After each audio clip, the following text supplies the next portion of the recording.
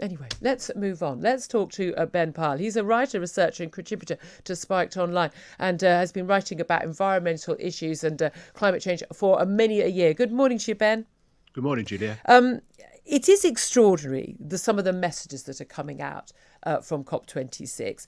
The Queen's video message was rather measured compared to most. The UN General Secretary was talking about how we are digging our own graves. The Prime Minister talked about it's 1 minute to midnight. We've heard that for about 50 years. The Archbishop of Canterbury comparing failure to act on climate change being as bad or even worse than failure to act to take on the Nazis over the Holocaust. The language is very extreme, but what they're actually asking of us is pretty extreme as well, isn't it? Well, it certainly is, and I couldn't put it much more succinctly than you just did a few moments ago. What I think they're doing is they've almost talked themselves into this position. And as you point out, most people aren't particularly interested in what's happening in Glasgow right now, and so the only way that they feel they're able to get across is with this increasingly alarmist rhetoric and this consistent, repetition of the idea that there's some comparison between climate change and the Second World War. So they talk themselves up, and the drama escalates and they've talked themselves into a position that I think they can't row back from. Yeah. And so commit themselves to ever greater storylines and agendas. But as we've seen, I mean, with the net zero program, the net zero agenda here, actually, there's no real idea about what the kind of society they want to create is going to look like. They talk a good game, and then they talk about all the policies they're going to implement. But then when it comes to the crunch, they are generally and that's policies the that are issue. made on. And I ask politicians and campaigners about this all the time, and I'm always just like, okay, so who's going to pay for this, and what's it going to cost? And when they say we need to, move from diesel cars or petrol cars to electric cars, which is already what's going to happen, and we make we try to cut down people eating meat and things. Okay, well, so how are you going to do that? And basically, they're going to punish people with higher taxes for doing that. They're going to limit the people's ability to do a lot of these things. When you actually get down to the nitty gritty of the limitations they want to impose on our lovely lives in the West, because let's face it, the poorest person living in the West has a much better life than the average person in many of these very, very, very poorer nations.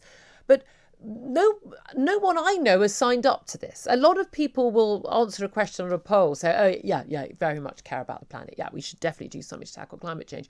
When you ask people what they will actually do, what they're willing to do, people seem to feel very differently, don't they? Yeah, well, I think there were some polls recently in which I think most people did agree. Yes, we should do something. The government should do more. They should ban more flights or, ban cars or diesel and petrol cars. But then when people were actually asked, how much are you willing to pay for this? Yeah. It wasn't much more than $5 a week. A cup of coffee at a coffee shop.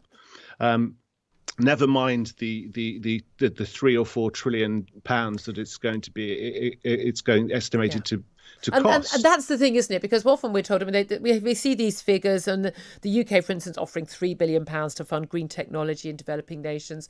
The reality is, the bill is in the trillions. It's well over $1 trillion, even just for the UK, to adapt to the way that we've been told we're committed to by 2050 by law. That is going to cost money. And people say, well, yeah, but it's just we're just not going to grow by the same rate as we would have grown otherwise.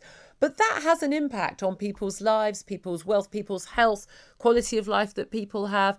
And it's a choice between, do we spend money on this or do we spend money on teachers and schools and nurses and cancer treatments and better roads and more refuse collections? I think you've asked most people, would you rather tackle climate change or have your bins collected, all of them, once a week? I reckon they'd go for the bins. I know I would. Right. Yeah, £3 billion is a lot of money to an economy like ours.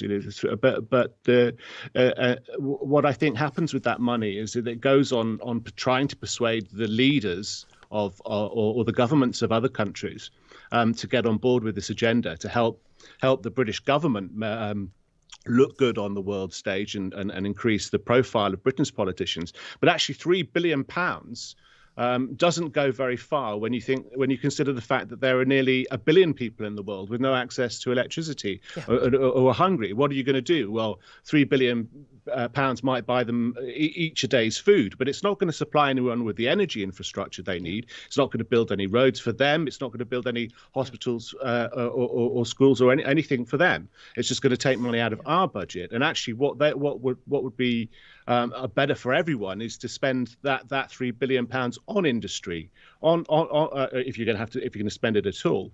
I mean, and I think some historical perspective is necessary here, and everyone in Glasgow has completely forgotten this point, including the Prime Minister, who was channeling Winston Churchill if he wasn't channeling Greta or James Bond or some such nonsense. Until industrial society, half of the people born in the world would not reach maturity. They would not reach the age of 15. And even as late as 1950, more than a quarter of people born in the world died before adulthood. And that figure now is less than 5%. Yeah, I mean, that's thanks to industry. And this is the thing. There's been so much criticism of industrial revolution, and even particularly of Britain, sort of that somehow we owe a duty of care, a debt to the world because we've enjoyed all the benefits of the industrial revolution. We brought it to everybody. But we've been emitting carbon, into the atmosphere for longer, and so we should somehow pay a debt. Well, sorry, we gave the greatest gift to the world that the world has ever had, which was the Industrial Revolution, which has quite literally just revolutionised our lives. It's not just, there's a big factory spilling out, coal dust. We're talking about people living twice as long as they used to live 100 years ago and likely to live 3 times as long by the end of the century. The average person on the planet now, lives a better, longer, healthier, more enriched life than they could ever have hoped to have dreamt of 50 years ago, 100 years ago. And yet somehow this is all seen as a bad thing. But this comes from this whole climate activist view that somehow human beings are a bad thing. We're a kind of a plague on the planet, aren't we? Well, the idea that we're a plague on the planet is the idea of David Attenborough, who was speaking yesterday. Now, he's a much loved figure, and people don't particularly like it when people point out that actually behind this lovable national treasure is some quite weird thinking, some quite weird political ideas about our relationship with the natural world, and for a natural historian, that's all the more remarkable that he's departing so much from science. I mean, some of his views, about optimum population and basically having a much smaller human population and the like. Yeah, that's right. Yeah, he was a patron of the Optimum Population Trust that campaigned for governments to intervene in regulating human fertility, i.e., telling women how many children they're allowed to have. Now, there's an argument to be had about population, but they've got a pretty aggressive and ideological view. And if you want women to have fewer children, it's very, very simple. When women and men live in richer societies that are industrialised, they cut the number of children they have. It's as simple as that. They make that choice when they're able to get hold of contraception and make those choices, and they're not toiling the fields anymore.